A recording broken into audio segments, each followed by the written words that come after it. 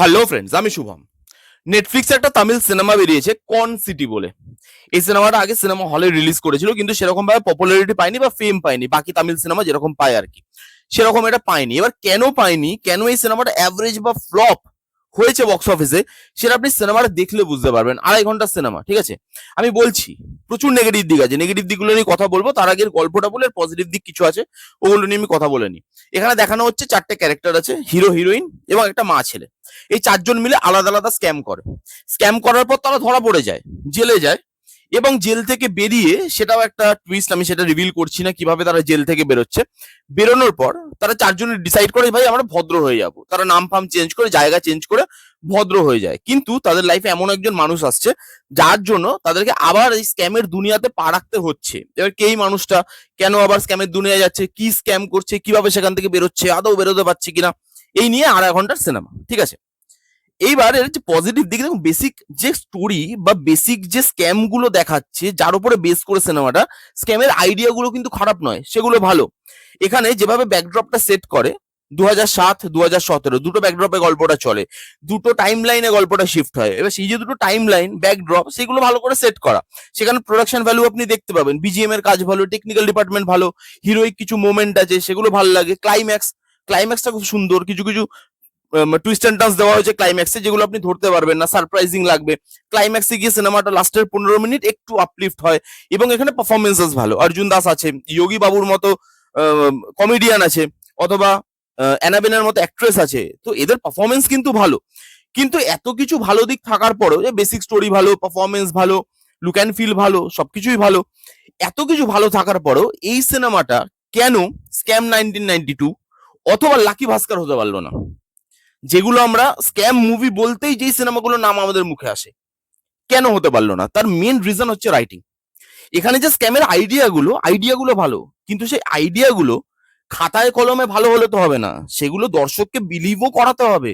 যে যে স্ক্যামগুলো হচ্ছে সেগুলো বিলিভেবল, সেগুলো হওয়া সম্ভব। কিন্তু এখানে যে স্ক্যামগুলো দেখাচ্ছে, সেগুলো আপনার দেখে মনে হবে, মানে সেগুলোর এক্সিকিউশন দেখে মনে হবে, ভাই এটা সিনেমা বলেই সম্ভব। এটা হয় কি করে?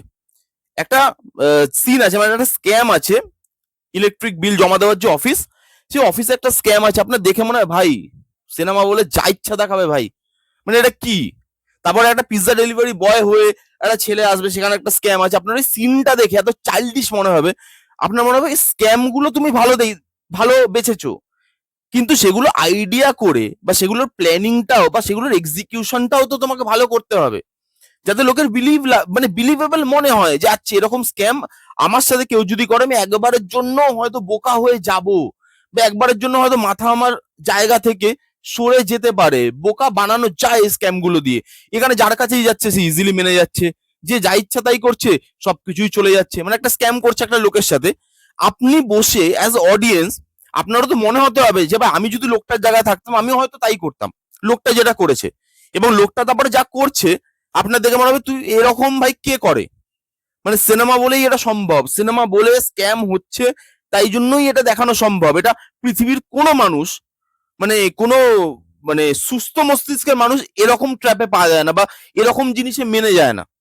খুব বেসিক জিনিস এবং খুব বেসিক ট্রোপ ইউজ করে সেগুলোকে করতে চেয়েছে। যেমন ধরুন একটা বয়স্ক মহিলা, সে ওভার দ্য ফোন কথা বলছে, কিন্তু দেখাচ্ছে যে সে ফ্লাইটে বসে আছে। যে দেখছে ফোনে, ফ্লাইটে পেছনের যে মেঘ ঠেক গুলো, ওগুলো পেপার লাগানো, নর্মাল ছবি লাগানো, সেটা দেখে বোঝা যাচ্ছে, কিন্তু তাই সে বুঝতে পারছে না। এরকম অনেক মোমেন্ট আছে, যে যেখানে আপনার মনে হয়েছে এ মেনে গেল, এত ইজিলি কি করে মেনে গেল। এবার এত ইজিলি যখন মেনে যাচ্ছে, তখন এজ অফ দ্য সিট মোমেন্টটা ওয়ার্ক করছে না। যে একটা স্ক্যাম করছে, সেখানে তো ধরা পড়ে যাওয়ার চান্সেস অনেক বেশি, হয়তো 1% চান্স আছে সেখান থেকে বেরিয়ে যাওয়ার। এবার সেই 1% চান্সে যখন হিরো বা হিরোইন বেরিয়ে আসছে, সেখানে হিরোর যে হিরোইক মোমেন্টটা সেটা ওয়ার্ক করে। 1% চান্স, হিরো, আমাদের হিরো এরকমই বেরিয়ে গেল। কিন্তু এখানে ওই যে জিনিসগুলো, সেই জিনিসগুলো এজ অফ দ্য সিট মোমেন্ট দিতেই পারছে না, কারণ আপনার বিলিভেবলই লাগছে না জিনিসগুলো। তো সেখানে যে একটা স্ক্যাম হচ্ছে, ধরা পড়ে যাচ্ছে যাচ্ছে যাচ্ছে, ওই মোমেন্টটাই আসেনি। ইমোশন এখানে দেওয়ার অনেক চেষ্টা করেছে, একটা দুটো জায়গায় ওয়ার্কও করে, মিথ্যা কথা কেন বলবো, কিন্তু ম্যাক্সিমাম জায়গায় ইমোশনটা ওয়ার্ক করে না। ইমোশনাল জায়গা অনেক জায়গায় রেখেছে, মা ছেলের মধ্যে একটা ইমোশনাল সিন আছে, একটা মেয়ে, সিঙ্গেল মাদার, তার ছেলের সঙ্গে একটা ইমোশনাল জায়গা আছে, ওয়ার্কই করলো না ইমোশনাল জায়গাগুলো। হিন্দি ডাবিং ভালো নয়।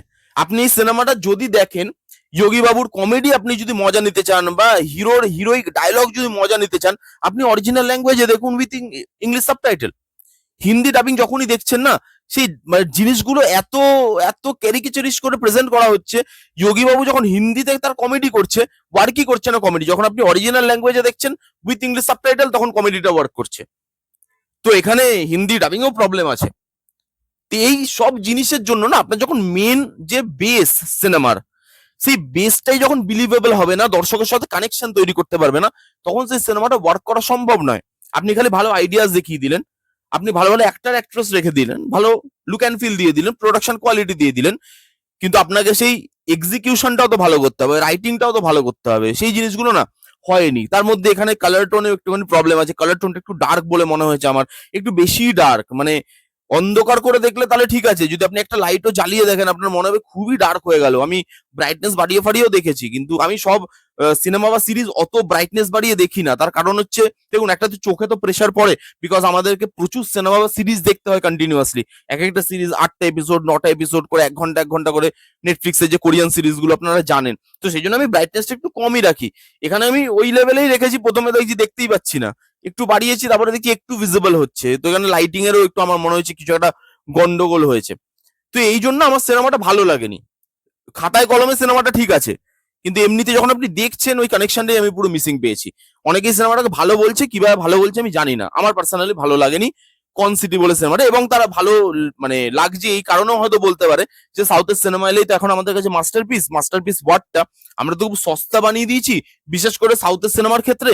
বাংলাতেই যদি এই জিনিসটা করতো, বাংলাতেই আপনি ধরে নিন, বাংলাতেই যদি এই সিনেমাটা এই এক্সিকিউশন দিয়ে করতো, লোকের মধ্যে খুদ বার করতো। তাহলে যখন সাউথের সিনেমা করছে তখনও ভাই খুদ বার কর, তাই না? তা তখন মাস্টারপিস বলে দেওয়ার তো কোনো মানে হয় না। আমি যে বাংলাতেও করলে এইগুলোই খুদ বার করতাম, সাউথ করেছে সেটা তো আমি এই জিনিসগুলোই খুদ বার করবো।